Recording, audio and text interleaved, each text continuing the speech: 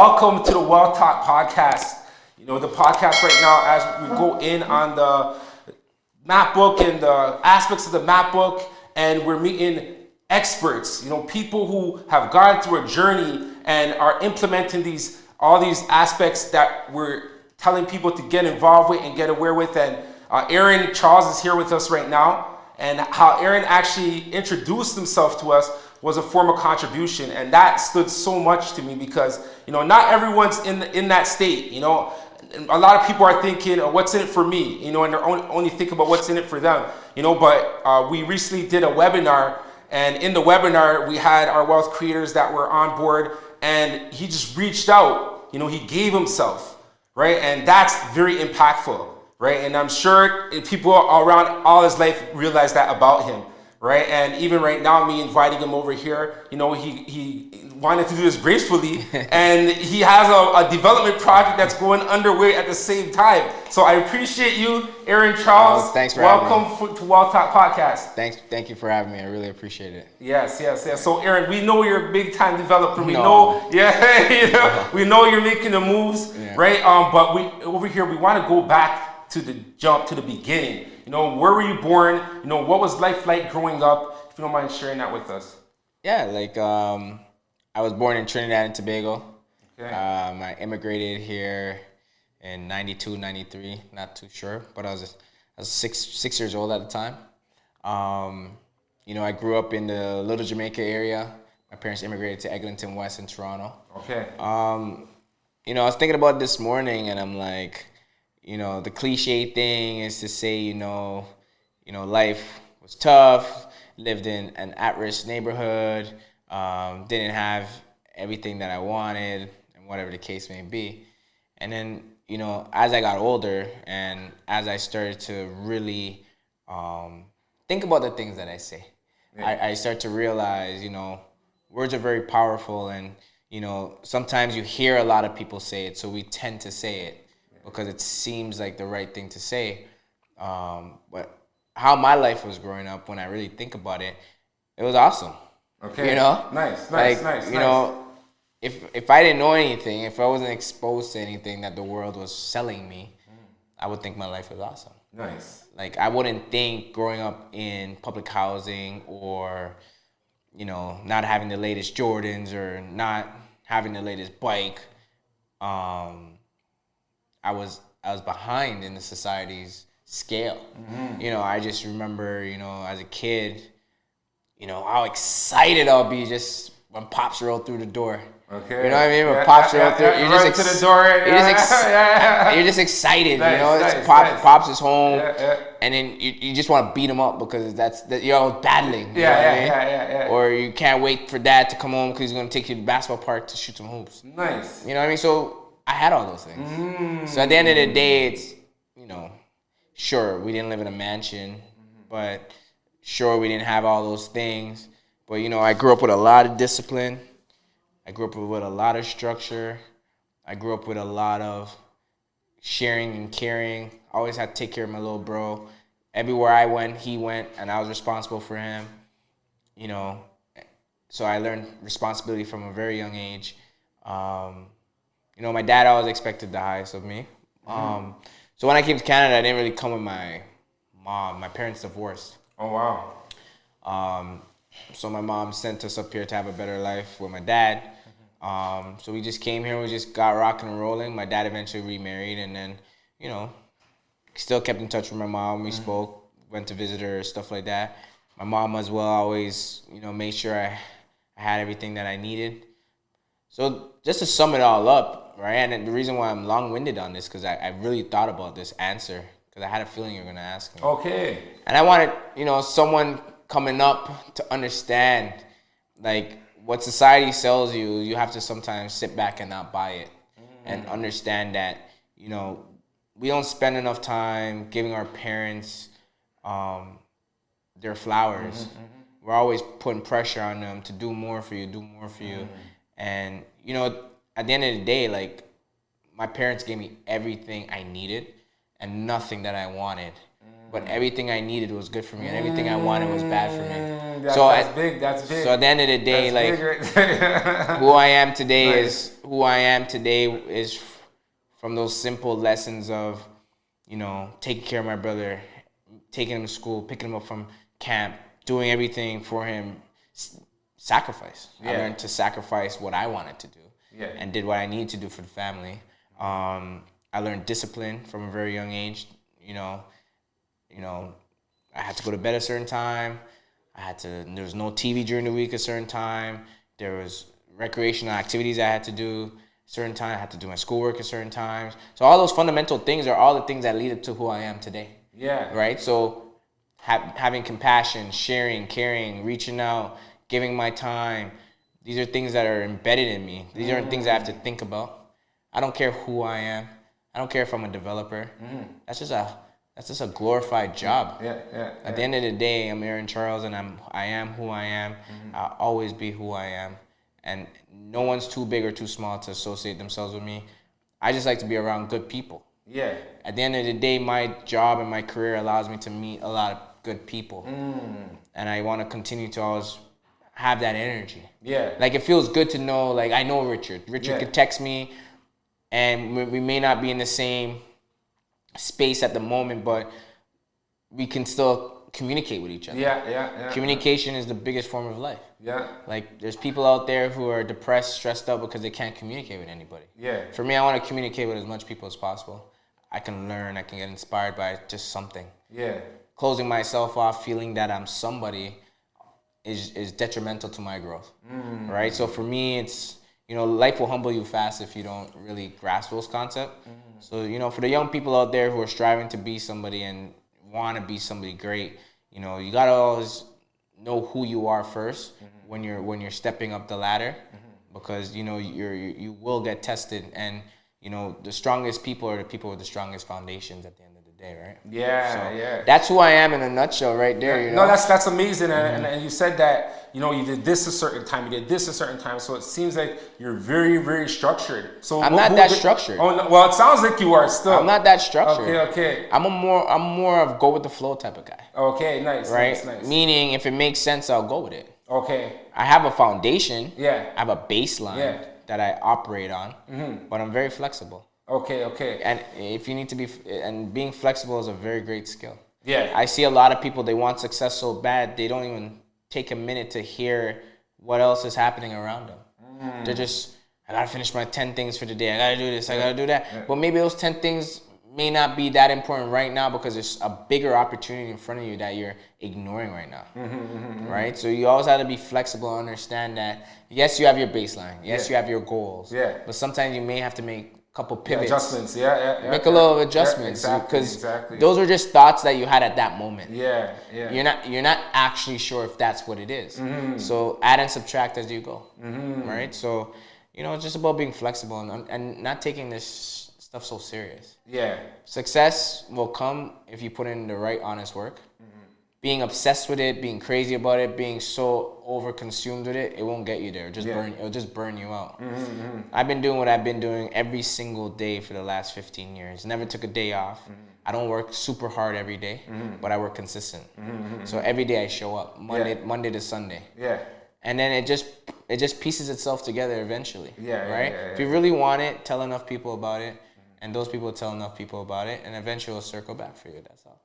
For sure, because we're all connected, right? We're all connected somehow. Oh, for sure, and that's what it is. So I know you kind of summarized the whole childhood, but I want to go to let's say you're coming out of high school, because you said you've been in it for a long. I don't know at what age you got into real estate, right? But let's say people when they're coming out and they're thinking career. Right, most people are, the regular things are usually out there, and you're around the same age as me, so at that time, real estate wasn't really one of the things. So coming out of being an adult and saying, okay, I gotta settle, and even with that too, what made you make a decision to say, okay, now I gotta got things together?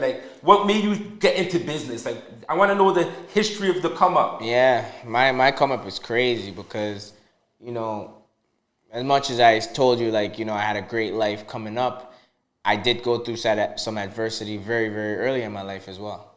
right? So that allowed me to build some calluses and build some toughness a little bit early. So, backtrack a bit.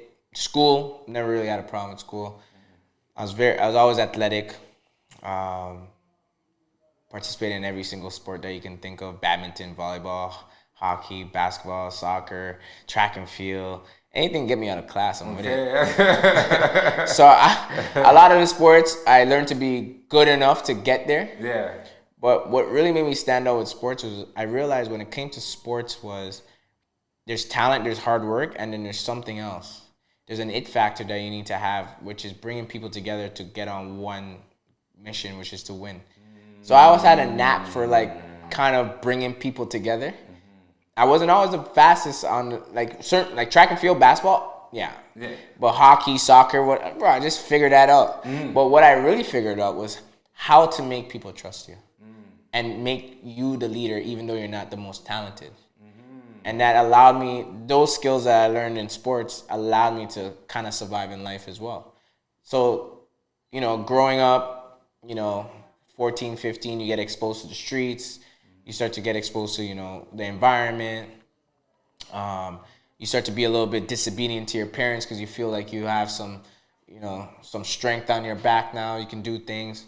Anyways, my dad's a very strict person, so most of that didn't fly. So we butted heads a lot. Anyways, long story short, that caused me and him to really get on bad terms. So I ended up getting shipped out to a group home for a while. Oh, wow. Yeah. So I had to live in a group home. And that was the first time I had a reality check where my safety net was no longer there. So I'm waking up at 14, 15, getting ready for high school. It's a different dynamic now, right? Yeah. You have social workers and workers getting you ready for school, and it's not the same as if your parents are getting you ready for school. Yeah. And then you go to school and then you don't have anyone holding you really accountable. You're kind of just doing your own thing. So, my late high school career kind of spiraled out of control because there was no structure. How old were you at that time? 15? Okay. Yeah. Okay. So my late high school was a whirlwind. Like that one mistake of being disobedient for a very long time to my dad and then not, pulling it together, from 15 to 20, I was off the rails for a long time. It took me a while to get back on track. So high school, at the end of my high school, grade 11, 12, was a blur. Wasn't really there mentally, was focused on all the wrong things, hanging with the wrong crowd, just doing what the hell I want because I had no supervision. Then I ended up having my son at 19. Okay. So, my son's 15 now. Wow. I'm 35. So yeah, having my son at 19 years old, that kind of settled me down a bit. And then I just, I just started to go back to who I was. I said, you know what? All this surface level stuff, this tough guy act, all this disobedient act, or I don't care, F the world mentality. I always, deep down, felt I could be great at life. And it started with sports. I competed track and field at a very high level.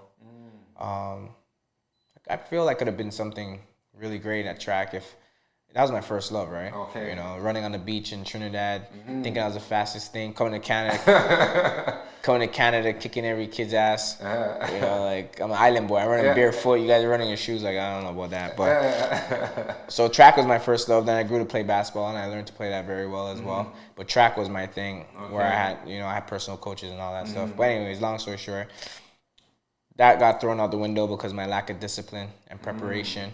But I always felt like I had it in me to be great. Because I always felt like anything that I put my hands on, I was either one of the best in the room or people trusted me to be the leader. Even if I wasn't the smartest, even if I wasn't the richest, or even if I wasn't the head. Yeah. I just had this thing where leadership is kind of like my thing. I know to bring people together. Yeah. I know how to sacrifice. I know how to lead people.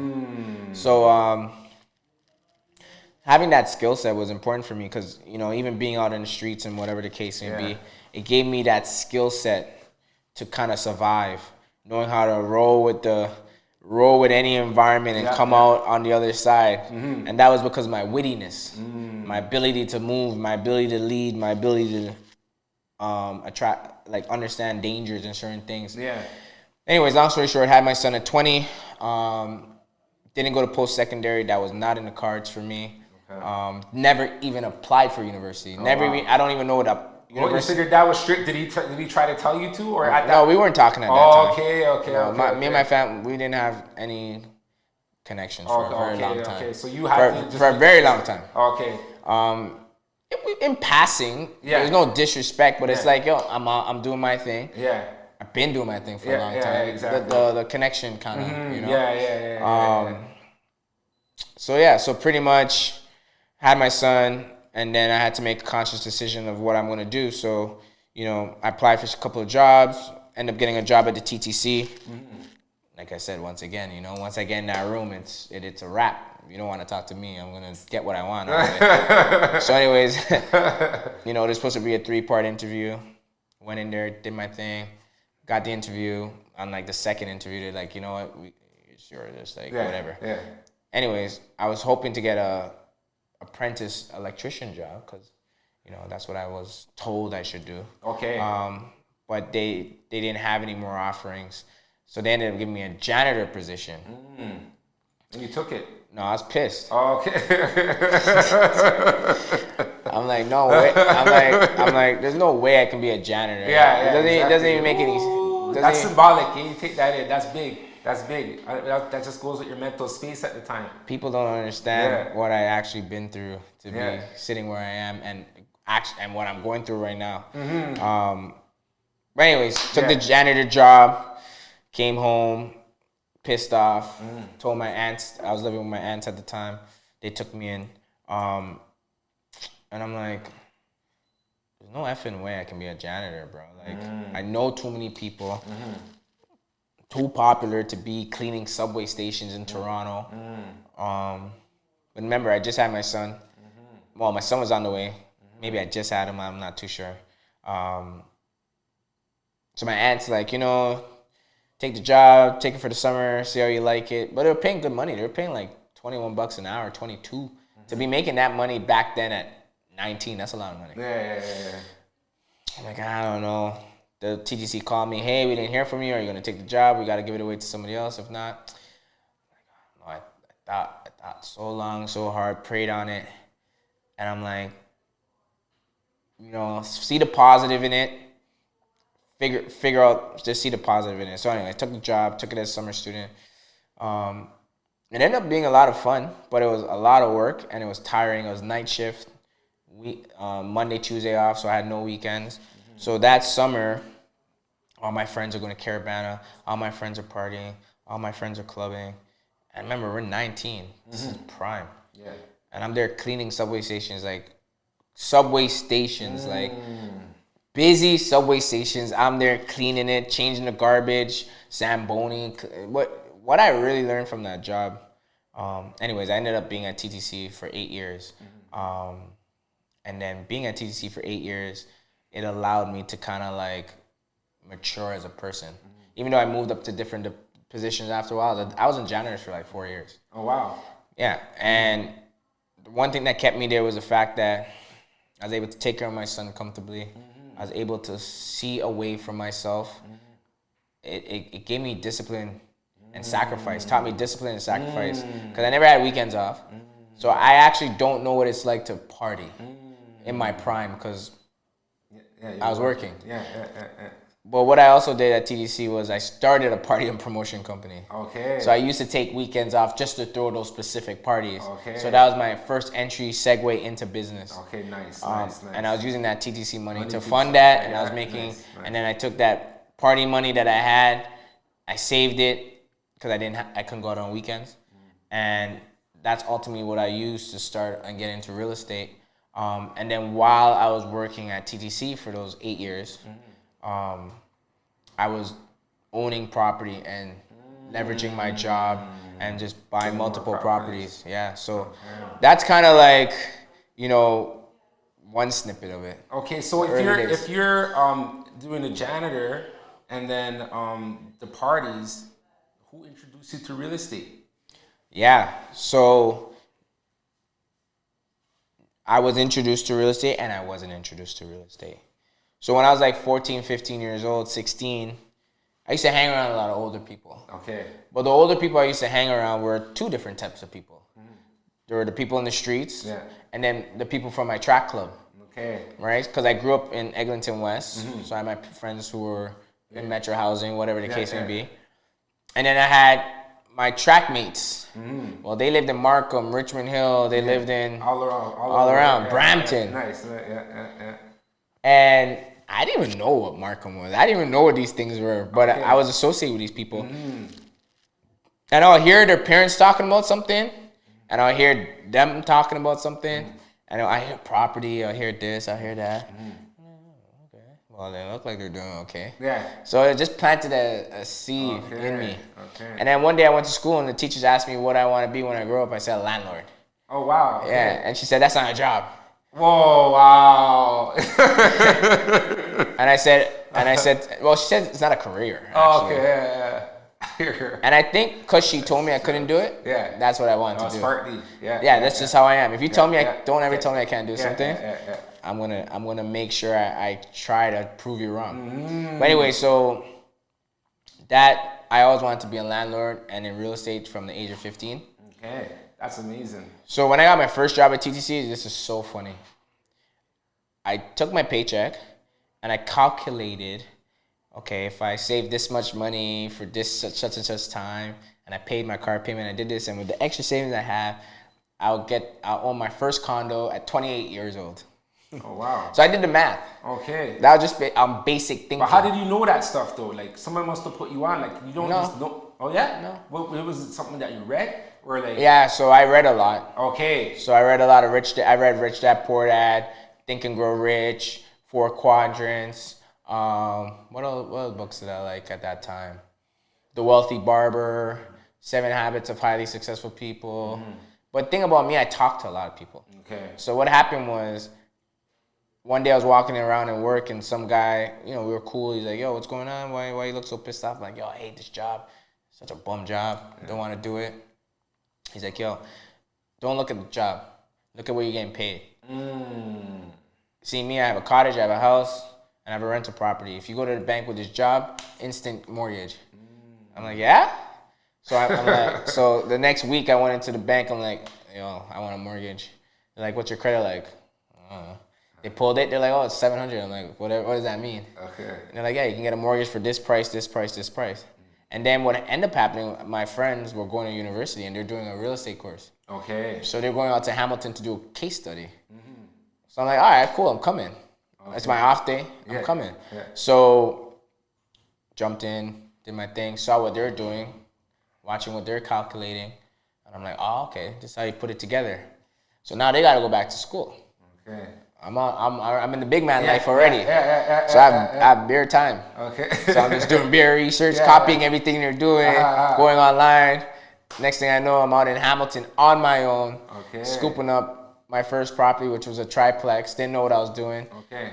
I had money saved up for the down payment. Didn't know anything about closing costs. Okay. So I ended up buying my first property, finishing off the deal with my credit card. Oh, wow. So I cash advanced my credit card, my MBNA credit card, MasterCard, for $10,000. Okay. And then I bought the property. And then I saw, I was making, $500 a month cash flow. And I'm like, okay, cool. With the TTC job, this could be like my little side thing, Yeah. The other thing I failed to mention is I have a very addictive personality. When I'm locked into something and I don't stop. So, by working at the TTC and getting to real estate at the age of 21, by age 25, I somehow bought 10 apartment buildings. Oh, indeed. Yeah. When I looked, I was like, oh shit, I have like 50 doors. I had 7 plexes, 4 plexes, 5 plexes, duplexes. I had a multitude of properties. But what ended up happening was a gentleman, he was selling a property, and he was selling a 4-plex. Okay. This was my second property. And basically, he owned 100 apartment buildings. Okay. So we got into conversation. We got into different things. I bought the property from him, but we maintained the relationship. I'm like, yo, you got any more properties? You got any this? You got any that? You know, and we did a lot of creative financing, VTBs. Yeah. He taught me about private lending. So he ended up turning out to be my mentor at like the age of 22. Okay. So I had a guy who was had owned 100 properties. I bought my second off of him. Yeah. And then me hanging on his coattail, Yeah. I got the drippings of the things he didn't want. Yeah. And he structured it for me to buy it. Right? So he ended up helping me build my portfolio. And everything I've learned in real estate till this day is everything I've learned at 22. Nothing that I know today is new to me. And everything that I learned was from when I was 22, 23, 24, 25. Because I met someone who was that advanced. Yeah. That showed me the put game. You on everything. So all those years, just put that onto you from young. And then I was able to then, over the years, add my creative spins to things, different perspectives, adapt to society, but still use the core fundamentals of what I've learned. Yeah. So yeah, by age 25, I had 10 apartment buildings. Then I got into getting my real estate license and then assisting clients and doing the same thing. And by like age 28, I ended up leaving the TTC. Oh wow! Yeah, so all that time you're still at the TTC. Yeah, but you cut your hours though, no? Or no? So I can tell you my schedule. So, my shift started at 11. I finished at 7 a.m. I'll go home and sleep till noon. By 1:32, I was out in Hamilton doing my rounds, looking at properties, managing my properties. I'll get back home around 5, 6. I'll sleep from 7 to 9. Get up, eat, back to work. Okay. That was my schedule. Yeah. That's serious. That was my schedule. That's discipline. You had to have that discipline in there. And it seems like what sparked it was your son, you know, because it sounds like when you had your son, then it's just like, okay, now. He was part of it, but he wasn't all of it. Yeah. Because at the end of the day, you know, I live my life for myself. Yeah. My son is an extension of me. Yeah. You know, I get it whenever, I always have this constant battle where, you know, people live for other people. Yeah. You gotta live for yourself. Of course, yeah. Okay, that's deep. Because at the end of the day, your children are your children. You love them, but they're external. They're the outside of you. Yes. You can pour in as much as you can. Yeah. But you know, you still gotta take care of you. Exactly. You know, I gotta make sure I'm healthy. I gotta make sure I'm fulfilling myself. Yes. In order to pour back into them. Yeah. So yes, he is part of that. You give that spark, but then you know, of course, I get what you're saying. It's all you that's building. Yeah. People get sparked every day. It's you gotta light the fire. Yeah. Oh. And then you gotta maintain the fire. Yeah. Right. And that fire may be too big for other people to help you with. So at the end of the day, it's like, you know, I use different things as motivation, but the responsibility of that success or things working out lies on me. Yeah. Right. So even when you're saying that, you're talking about the fire getting bigger and getting it bigger and bigger. You know, it seems like that's what's happening with you right now. Things are getting bigger and bigger, right? So how are you gathering everything together? How are you, you know, maintaining everything and growing along with your growth? Organic. Nice. When you grow organically, and when you grow and you don't lie to yourself, when you grow and you're okay with taking a step back to relearn something, when you face your downfalls and your weaknesses, that's how you're able to grow and grow with control. But a lot of people just grow. And they grow because, you know, they ran into an inheritance or they got one lucky break and then they just get crazy. For me, you know, coming out the way I did, slow, scraping your knee, long hours, tiring. When I grow with a certain care. Even though it looks big to other people, it's small to me because I know exactly what I could actually be doing. But what I'm actually doing right now is a dumbed down version of what I could actually be doing. Meaning the big fancy office, the big fancy cars, the best of everything, the best furniture in the office. You know, but for me, it's just still keeping it simple. Just keeping it simple. Because I understand what it is to have a storm come and not be ready for it. All your money, resources are into things, right? You know, in business, you have your ups, you have your downs. But I'm always prepared for when I need to scale back, Yeah. when I need to step aside, when I need to let someone else run the ship, Yeah. while I regroup, Yeah. right? All those things come in. See, social media is just highlights, right? And a lot of people don't take time to meet the person in the situation and come and have an organic day and see what it really takes. You know, everyone nowadays want to be a developer and don't know why they want to be a developer. A developer, everyone sees as the person at the top of the food chain making all the money. Yeah. But realistically, other people, like realtors, sometimes make more money than the developer. You take no risk, you get paid what you're promised, and you move on. Yeah. You service your clients, and you move on. You sell 20 units in a development, that could be $500,000 for you. Well, the developer puts his cash out. He has to now go through the bureaucratic system of the city. The city can take 2 years longer than it needs to. The developer is bleeding, paying all that cash. Okay, now you get approved. Now construction costs is up, labor shortages. That's all costing money. It's time. So what the developer thought he was going to make, he doesn't ultimately make. And his return is not as good as a person who didn't have to take all that risk. But what drives a developer is the art. Right? Developing is an art. Yeah. You're creating something. Yeah. So a developer falls in love with not the money, Yeah. but the art of creating. Yeah. Right? Yeah. But a lot of people they see it as a glorified job. It is a glorified job because everyone wants to look at the top of the mountain. Yeah. Right? But no one focuses on what it takes to get to the top of the mountain. And then no one assesses if it's worth it for them. So, you know, in life, you always got to focus and be true to yourself and grow within your lane and be the best at what you do. Right? Not trying to be the best like somebody else. You can only be the best you possible. For me, I take on these challenges because when I was at a very young age, I took on the challenge of surviving a group home. I took on the challenge of being a young father. I've conquered a lot of hard things.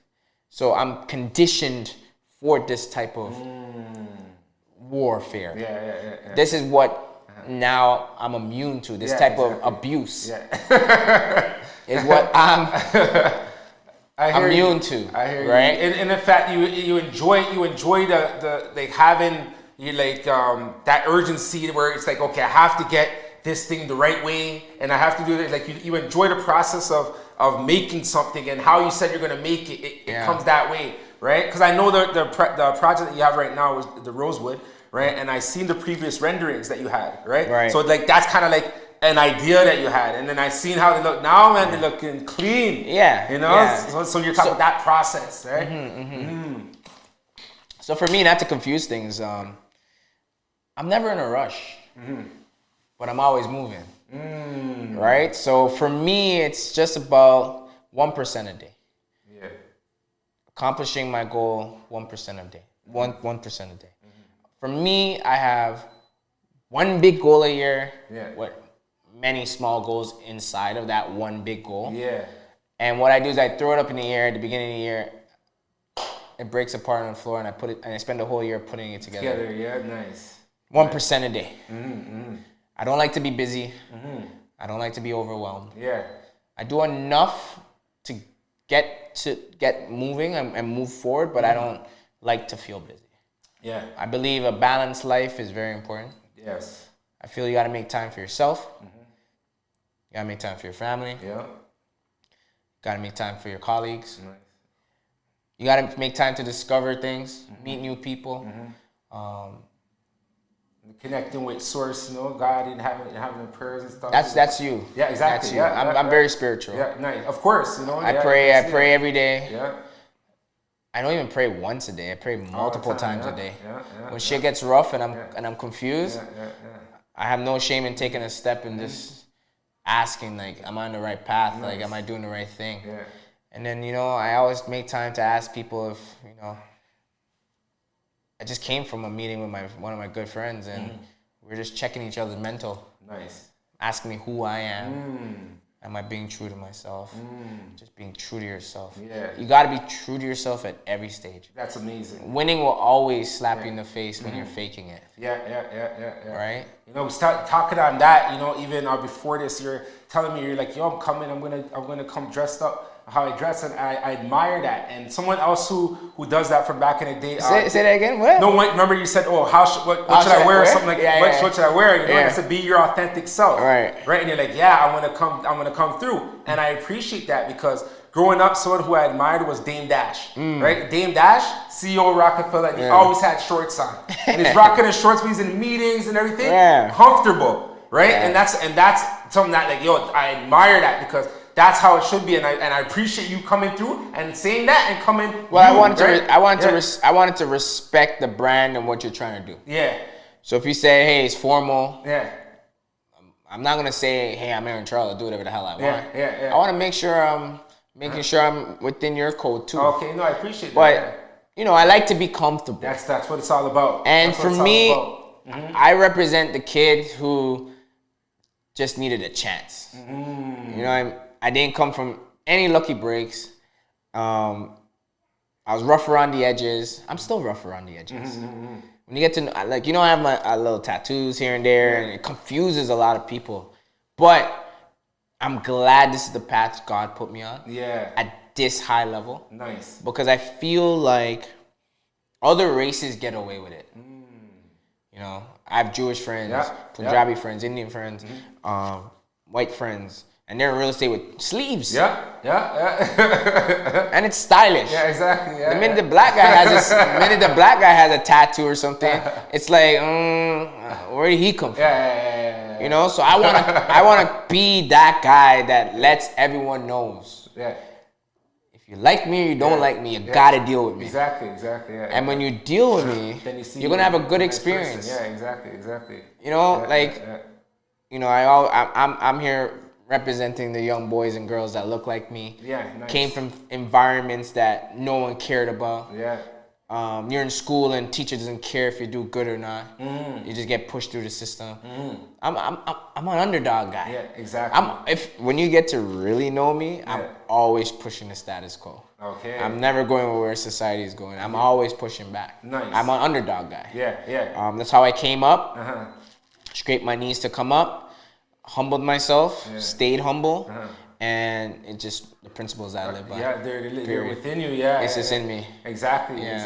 So I want to get to contribution, right? Because you know that's something that really stood out to me, like from first meeting you, right? And you know, where do you get this from? And you know, what kind of contribution, would you like to make? Like, what is? I see you're already making it, but I just want to know in your headspace, you know, because you reaching out shows that this is like a mission of yours, right? So I want you to go more into that. I don't really put titles to a lot of things, to be honest. I just wake up every day and just try to live a good life. And by living a good life, meaning just connecting with different people. I'm not perfect. Like, I have my days where I don't want to deal with anybody. Yeah. I have days where I don't feel like contributing to society. I'm tired. But I try to have less of those days and more of the happy days. Yeah. Because I do understand that I was that person once upon a time that needed the inspiration, needed the reassurance, needed to hear someone struggle, to know, even to this day, when I'm going through something really, really tough, I gotta read the Ray Dalios. Okay. I gotta read I just gotta hear a story that lets me know, like, keep going. Like, nice. I still need to hear that to this day, but you know, different levels. Yeah. My contribution to society is more of just, I love my people. Nice. I think, you know, we're very misunderstood. I think we're always given the hard side of everything. You know, for everything that everybody else have to do, we got to do 10 times. You know, we always got to fight for what's right. Even on, like, you know, on my development side and stuff, I always got to make sure, you know, my community is being thought about. I always got to make sure we have a representation in there. And my partners know how I am when it comes to that. Yeah. And they don't fight me on it. Yeah. they don't push me on it. It's not second nature to them as well. So I always got to remind them. I got to remind certain clients, hey, you know, yes, we are in this to make money, but we got to make sure we're representing this group of people here as well. Because times have changed, you know. I'm in the game now. Yeah. It's over. Right? I want to make sure, you know, our kids are experiencing something different than what we had to experience. Meaning, you know, do you know what it is to be a young black boy walking around with an empty mind, yo? Not knowing how anything works, yo? All we know is crime, drugs, aggression, hurt. But we're not walking around computing things in our mind. We're not like saying, shit, I can't wait till I'm 18 so I can buy this plaza because it's a 5% cap rate and the NOI is this, and oh, it's underperforming. I can get it at a 4 cap. I can raise the rent so I can make X amount of dollars. There's a kid right now whose dad and uncle taught him that.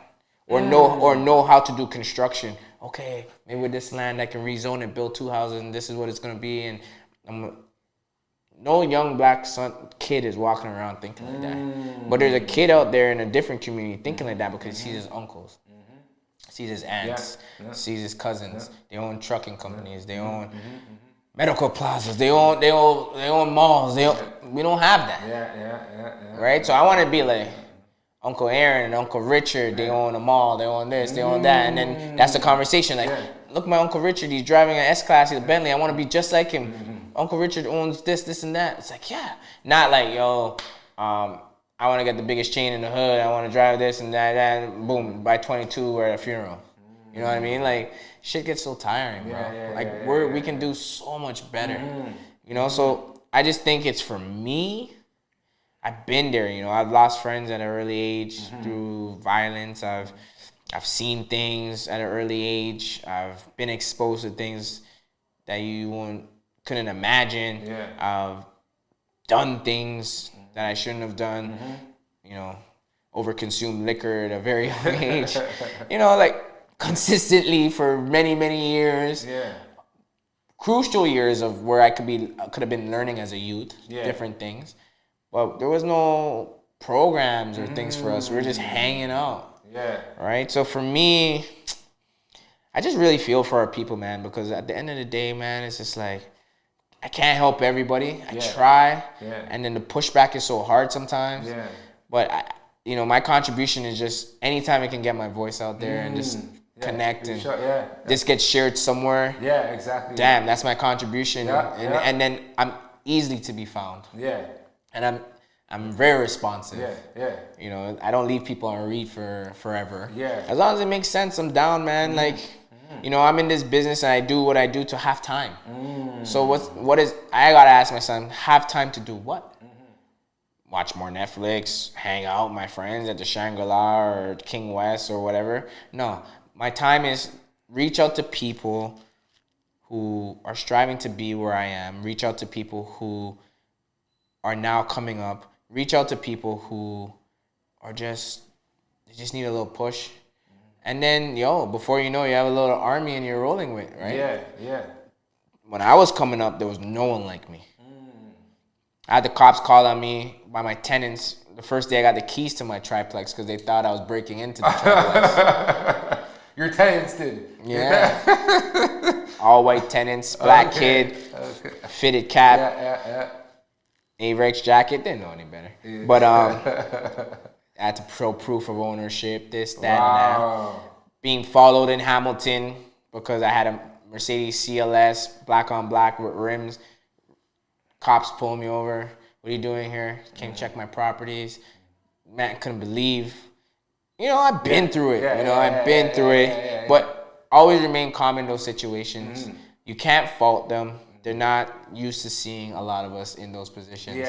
So we got to just keep bringing more people along so to make it the norm. Regular, right? Exactly. That's proper. Because I even seen on your social page you have you're balling with some youths and stuff like that. Talk to me more about that. Yeah, I do it every Tuesday. I go to Janitor Community and You know, my boys, we've been doing it for about 10 plus years. I didn't know what I was actually doing. It's just wherever I can find a good run where I can hoop. Okay, I'm there. Yeah. But, you know, it's a blessing, you know. We all grew up together. We're all grown men now. When I started going there, we were in our early 20s. We're all in our 30s. It's just a place we go in our safe house. We play ball. Yeah. Then we get together. We say the word. We catch up with each other. Nice.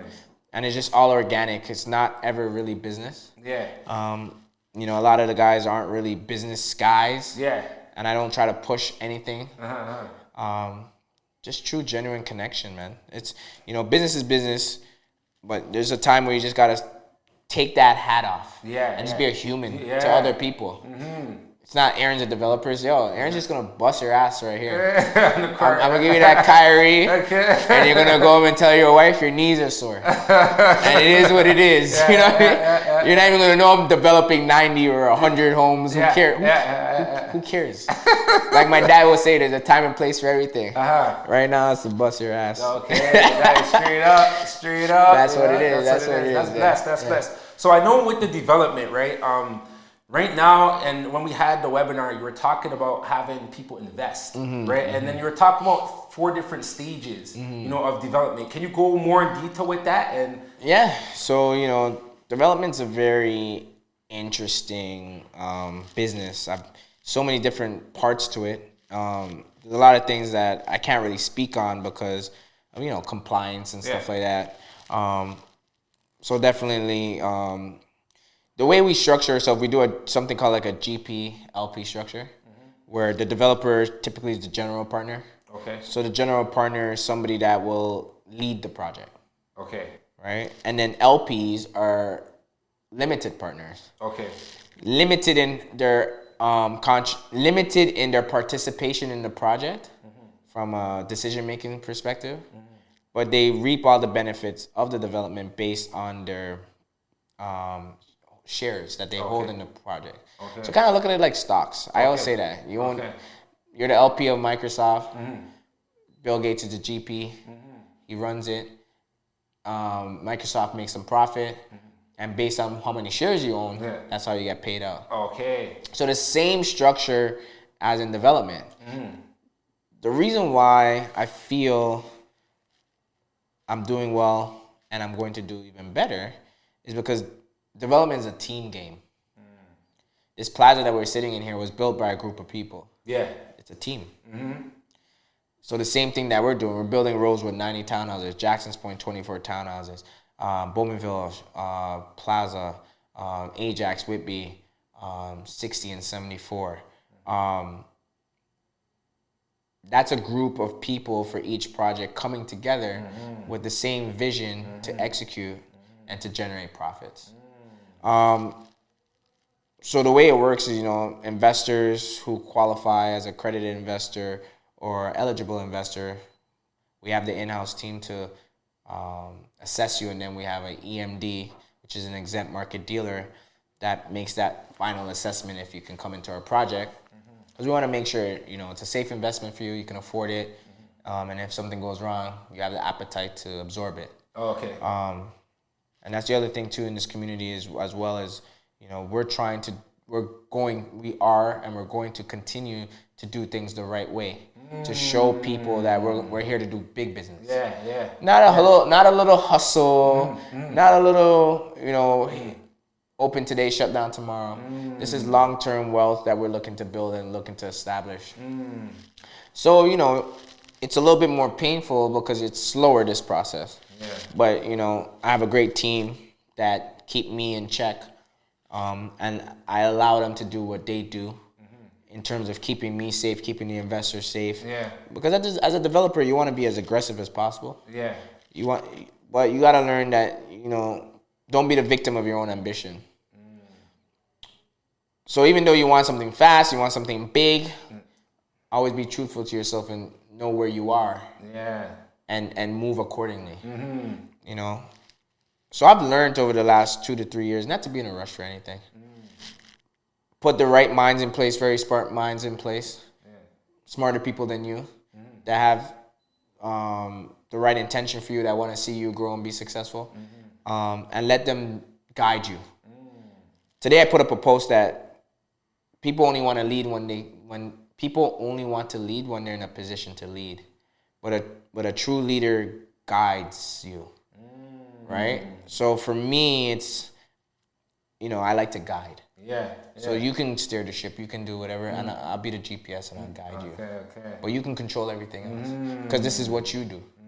You're a finance guy. Yeah. That's what you do.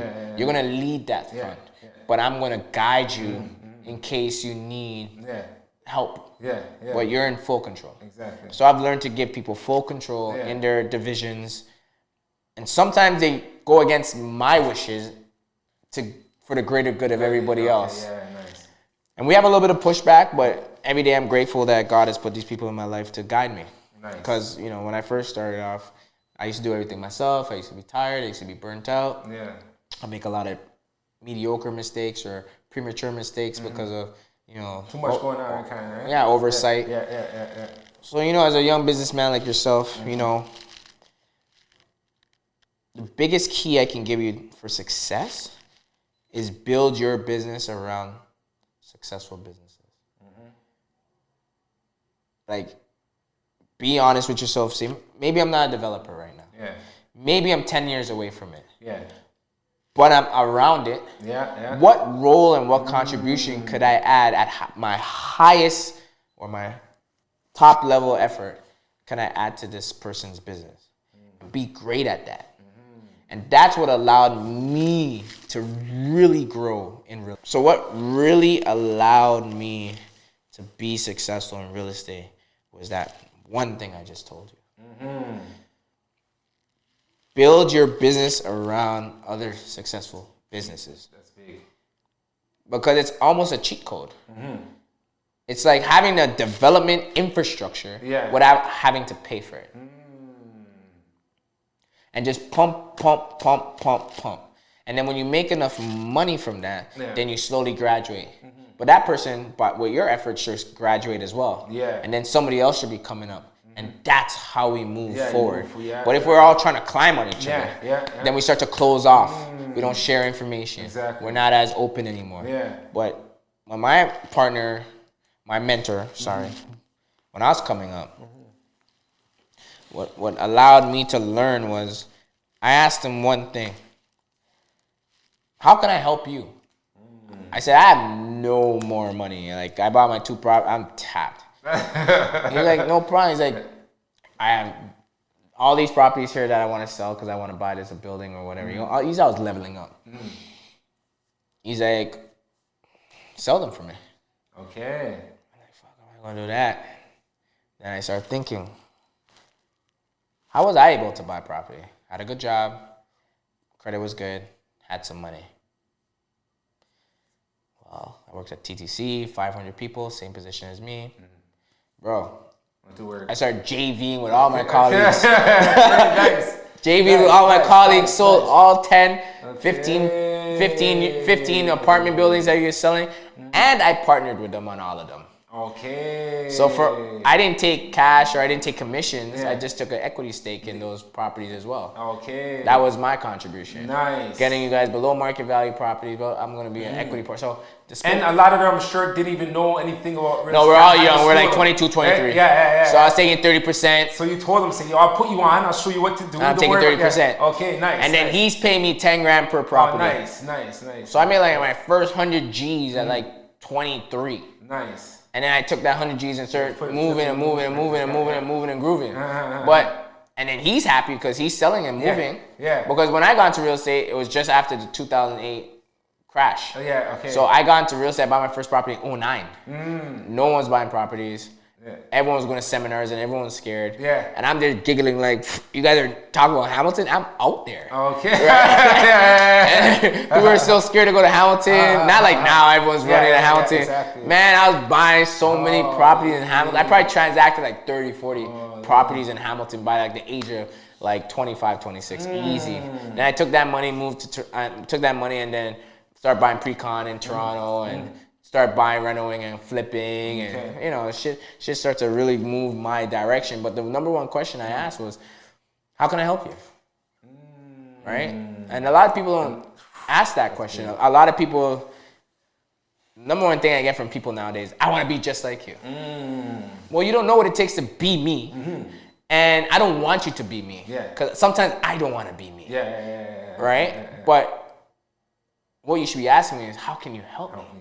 I'm like, yo, Richard, I got 300 homes to sell.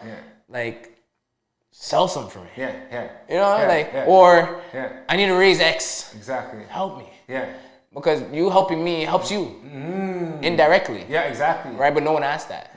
Right? So we get caught up on wanting to be other people, wanting to be in the star position, not knowing that without you going through the steps and having people there and people to learn from organically, you're not going to see it. It's impossible. That goes right back to having that contribution. You know what I'm saying? Because the guy was there and you asking that question, that's a form of contribution. I still do it to this day. My development partners. How can I help you? How can we do this together? Because me by myself, I cannot do it. So I'm not going to sit here like I'm a star. I was able to identify opportunities and identify people that are willing to work with me and help me. Wholeheartedly grateful for it. That's a wealthy moment right there, yo. Honestly, that's a gem. Like, how can I help you? That's the golden question. How can I help you? So for me, it was like, I like to see what other people are doing and know. With my energy behind that, you're 10xing, no problem. Because I always think bigger. I'm always pushing. And I always bring energy. There's not a dull moment when I'm around. What are we doing today? Let's get it. I'm ringing your phone. You see that property you wanted? I climbed the fence, yo. She wants to talk. You know? That's how it is. That's how it is. There's nothing that can't be done. You just gotta put some energy behind it, be truthful to yourself, and play your part. And then help as much as you can. So with the investment thing that you have now, so like, who can get in? I know you said there's a criteria, but can you just give like a base criteria? Because there could be some listeners or some viewers that are watching the Wealth Talk podcast like, yo, honestly, that sounds interesting. I want to get into real estate. Maybe they can't buy a property right now, but they want to get some way into real estate. So there's so many ways to get into real estate with us. First of all, the easiest way is, purchasing a property from us. Obviously, they'll be working with you. We'll be working together, and transaction will happen. So that's for the first time home buyer, first time investor, but somebody who's like already a homeowner. As our people, we have to understand, your house is just a tool. And, it's hard to say it, but it's like, I know we work our whole lives to get this one thing that we were told or was made impossible for us to have. And it was, now when it's here, if you feel like you got to hold on to it to have a sense of identity, to feel that you've made it in life. But there's other communities that just use those things as tools. Tools to build wealth, tools to create freedom, tools to pave a way for their family and create generational wealth. Right? So the sooner we can get to home ownership and get out of home ownership and into wealth building, we'll be strong as a community. That's one. Two, for people that own homes or own property, it's always good to keep leveraging, using the bank's money to make money, putting tenants in those properties to carry those mortgages, and then use that money to pacify and create more investments for yourself. So what I mean by pacify is when you put your money into the development project, it doesn't have to be my development project, a development project. There's so many companies out there that do this, but if we identify with each other and we connect on that wavelength, it could be my development project. But what we ultimately do is once you pass the screening for eligible investor, accredited investor, and you meet with our whole compliance team, you then invest into our development. And as we build and we close out our projects, there's revenue that's generated, right? So right now we're selling 90 homes. So if the revenue is X, and X and Y goes to the developers based on your share contribution, you will get paid out dividends from that development. Right? So you know, we can always go over. Is there a minimum amount like that you have to have, or It depends on the project. But as an eligible investor, I believe the minimum subscription that we're taking right now is $50,000. Okay. But once again, as a developer, it depends on the project. But just to give an idea. As a developer, I have a team that speaks on that. Yeah, exactly. They're licensed to speak on that. But our minimum subscription is $50K. Okay. And then that gets you in as an LP investor. Mm-hmm. And this is something that is not to be taken for granted because our community is not exposed to opportunity like this. Exactly. Yeah. How many black developers do you know out there? You don't know any, right? How many do you know? I know of, I think, 3. I know 3 as well. And how many developments are happening in the city right now? Hundreds. Yeah, exactly. So we have a small little micro hole we're trying to squeeze through. Yeah. And there's people in other communities making money from developments without having to actually physically own the asset. Yeah. And that's the thing too. Like the reason why a lot of people don't invest in real estate, they don't have the character, the time, or the patience to deal with multiple properties. Yeah. So they just stop and they just let their equity build up, which is good, but you lose the value of money because it's just sitting there and it's not turning over. Yeah. So you have to try to create other avenues for yourself. Exactly. But most homeowners and most people aren't business people. Yeah. You know, they have their 1-2 homes. Exactly. Every 10 years it doubles, and that's, you know. Yeah. But to go out there and use that money and do something, they can lose it all. Yeah, exactly. Because you don't have the experience. Yeah. What a development allows you to do is put your money into real estate that is trusted and believed, tried and tested over generations and generations. Yeah, exactly. 90% of millionaires come from real estate. Yeah. Real estate is a necessity, not a need. Yeah. It's a necessity of life. People are always going to need a place to live. Businesses are going to need a place to operate out of.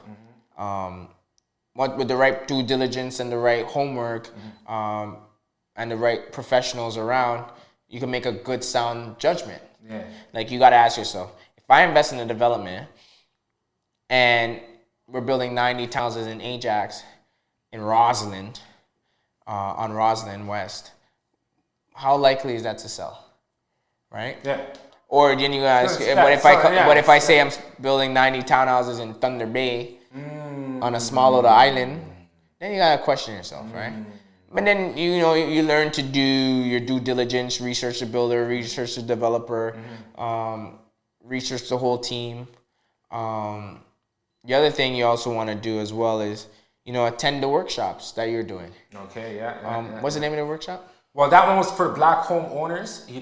We do many other workshops, right? So, but so attending your workshop and the podcasts like this get these gems right here. Yeah. So we also have the masterclass as well that we offer. Nice. It's just about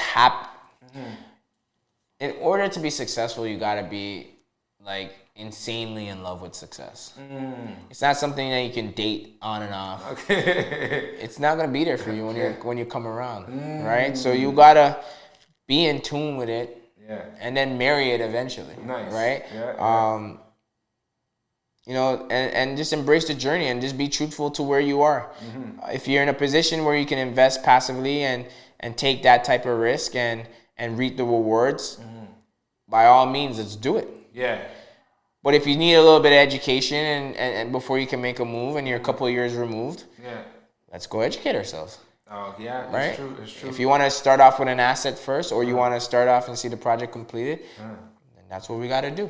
But the whole point of me saying all that is that we have to take action. Yeah.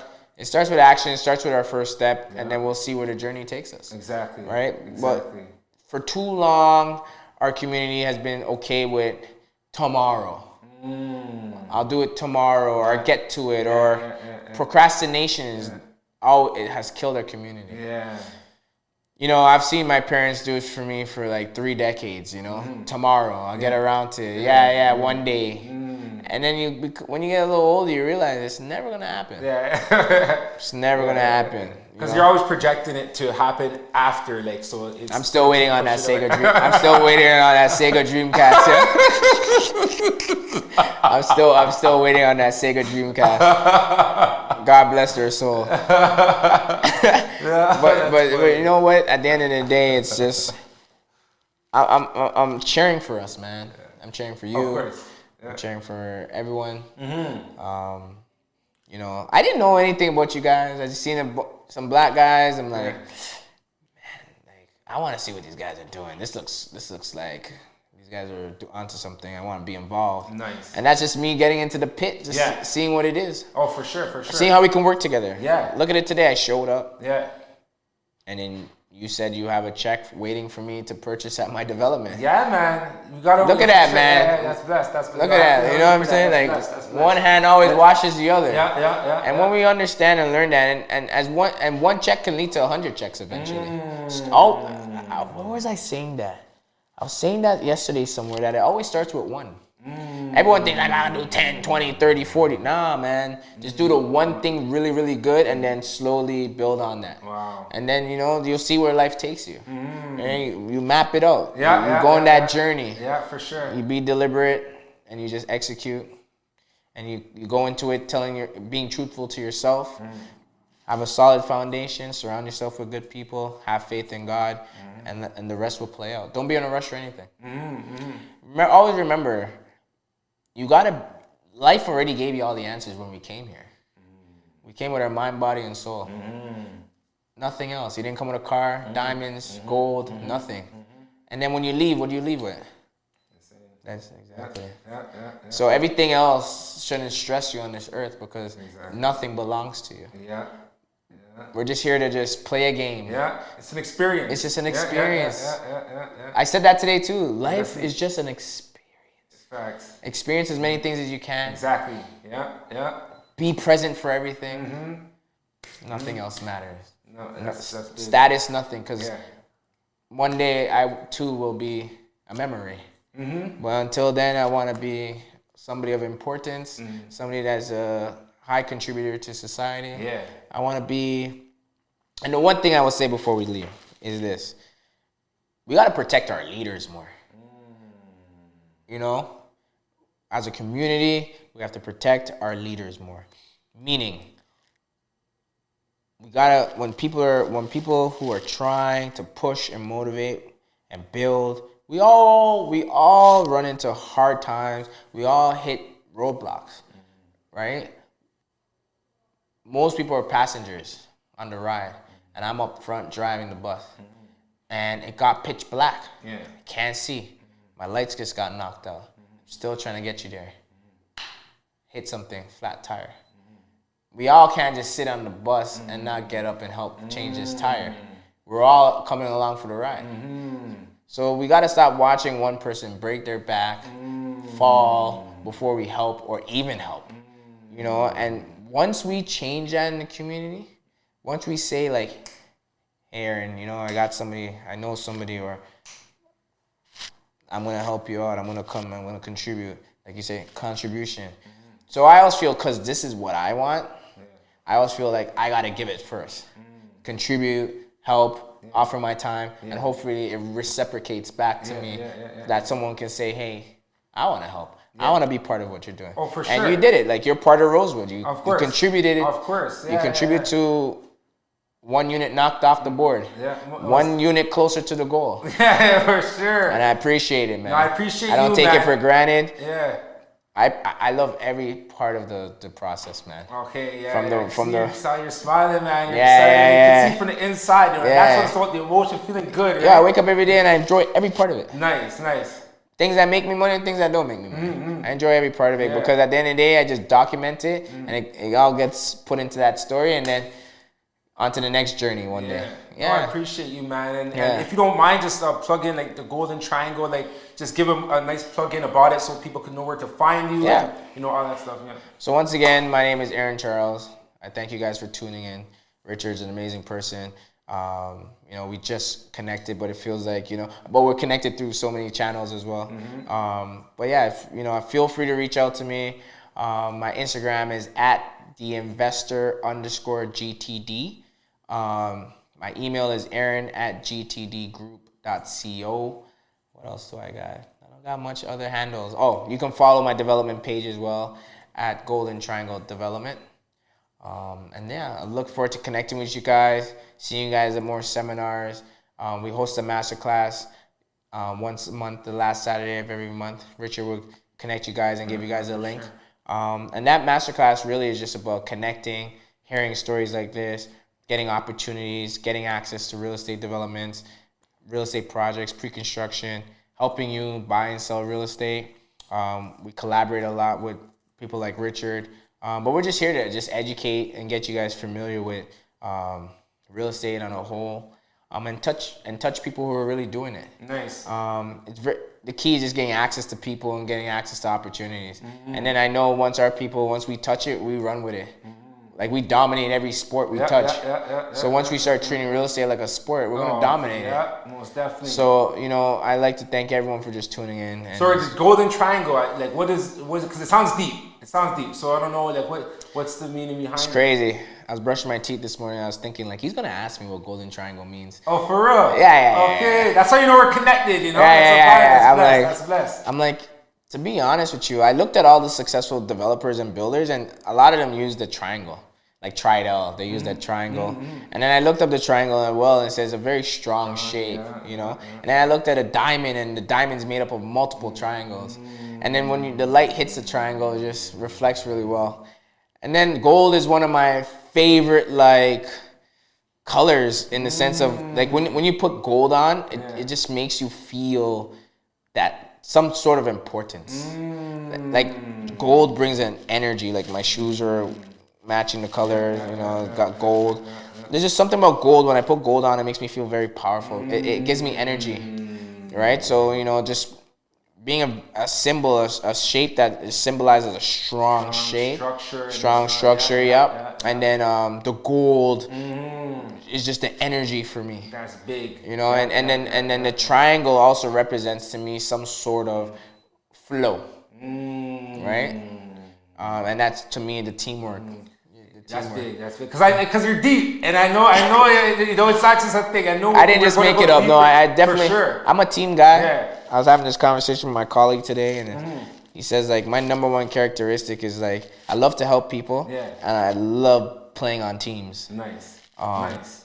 I hate being solo, man. I always hated solo sports. Okay. I was like team sports. Yeah. You know? Exactly. When we're in the locker room, we're talking, we're having fun. When we're at the round table, we're laughing, we're getting work done, but things are, you know, it's more entertaining that way. So for me, it's just keeping that flow going, you know, keeping that energy going and just being strong. Nice. That just represents who we are as a Golden Triangle Group. Okay, that's it. And that's what it is. No Love Talk Podcast. It was an amazing podcast. Thank you, Aaron, man. God bless you. Really appreciate you. No problem. And yo, we have more sessions. You know, like this one's an introduction to you, but you know, this is something that you're welcome every time, and you know, just give more game. We can do one where you know, we walk the site. Okay, let's do it, man. We got just down the street. Just down the street. Let's walk the site. Bring a drone. Bring it all out. Okay. Maybe bring some students who want to get, you know, learn about the process. Oh, that's big. Let's just get deep. The land is there. The lands are there to be used. That's big. It doesn't belong to me. It belongs to the community. What you're saying right there, you just open up a new door, man, because you said get the youths. And honestly, it is about the next generation, right? And even like you said, for little kids to be thinking that way, like right now, the project's building, but like you said, the whole process, we have to get the next generation to see the whole process happen. You know, so that's amazing. Imagine an 8-year-old, 9-year-old, 10-year-old walking around saying, I want to be a developer. I want to be this. Versus, I want to play basketball. I want to be a rapper. I want to be in fashion. I want to do that. Well, no, you can't cancel the world. They're still good, but I get you. I get what you're saying. I get it. We have enough in that space. I want more developers, doctors, lawyers, tech. You're right. Finance. For sure. We got to get in there. High executives. Yes. Let's own the team. Let's own the teams. That's big. But it'll take time. Right? Yeah. But not even that. I just want when kids are outside and they're speaking, people walk by, they're like, what do you say, young man? I was very intelligent. You know, versus we're always talking in slang. We're always doing this. We got to change it. But I'm telling you, these kids just need to be inspired and exposed, and they'll do the rest. I'm telling you. Exactly. I was that kid. Same, man. Just Same show me. sure. Just show me what you're talking about. Inspire me. And I'll do the rest. But they need that spark of inspiration, and that's what you're opening to. You're opening up because they need, once they see it. Like I know even Jay-Z was talking about one of his school teachers. She took them to her house, and because they're just in the hood, like but him going to the house made him inspired. You know, it's the same thing with this. This is amazing. Honestly, you just open a door. Like I'm gonna start reaching out to people and get some of these younger kids to come see this happen. Right now, it's not yet built, so let me see it now. When the crane, when the crane comes, the framing comes. Come on, why not? Why not? Let's do it. Why not? You never know, man. Thank you very much, man. Thanks, man. Appreciate you. Thank God you. bless. You know, Wealth Top Podcast, man. Thank you. Appreciate it. Thank you. Amazing guests like this, man. Yeah, man.